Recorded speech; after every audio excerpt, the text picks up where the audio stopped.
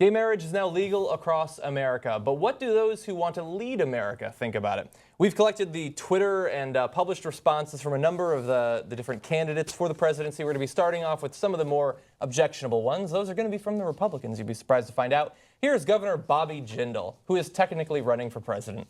Marriage between a man and a woman was established by God, and no earthly court can alter that. Well, but you say that, but turns out they can.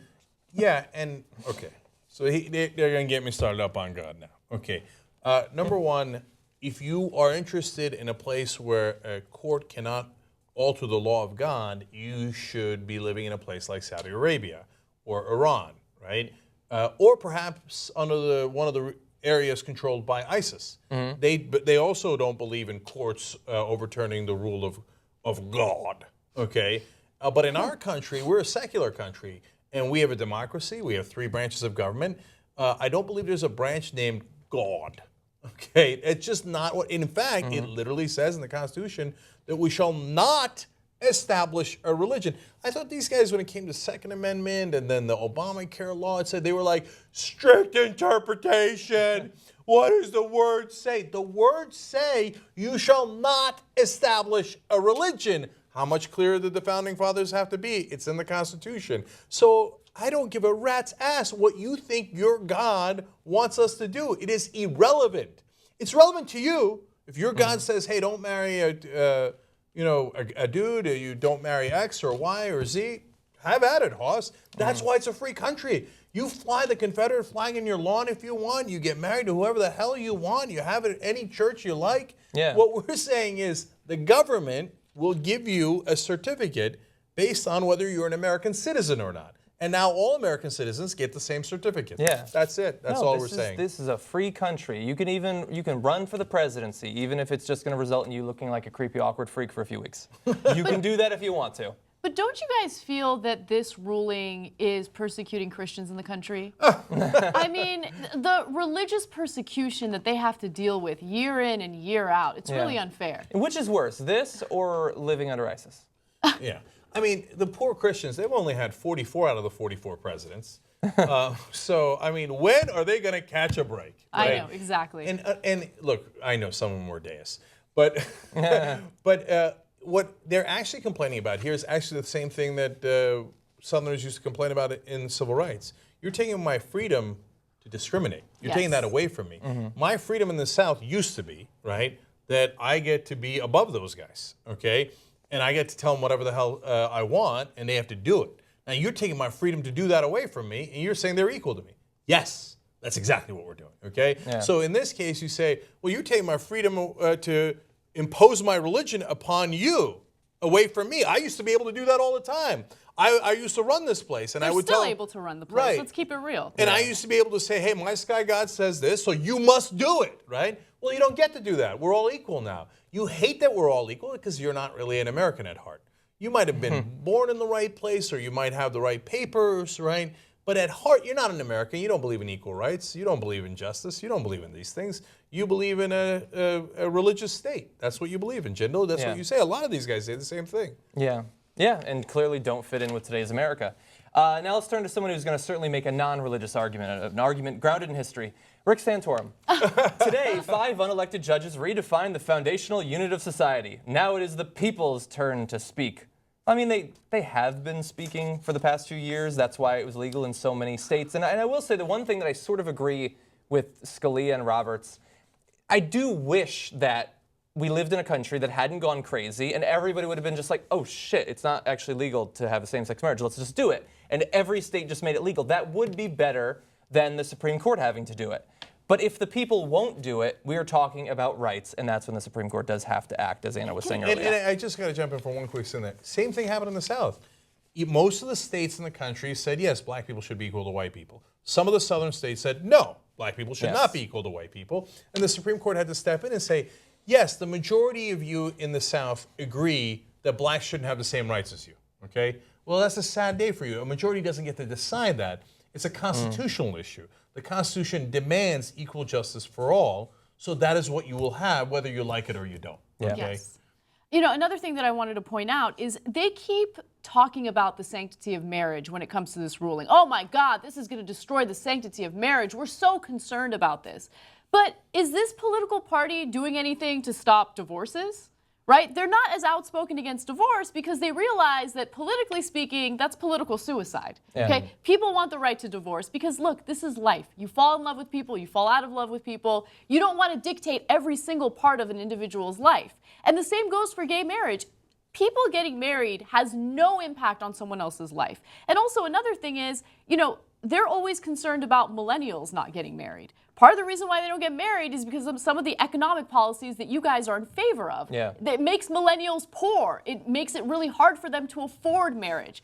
They don't do anything about that. When it comes to the sanctity of marriage, they only reserve that argument when it comes to discriminating against gay people. That's it. 100% true. Let's see if Mike Huckabee agrees. Mike Huckabee said, the Supreme Court has spoken with a very divided voice on something only the supreme being can do, redefine marriage.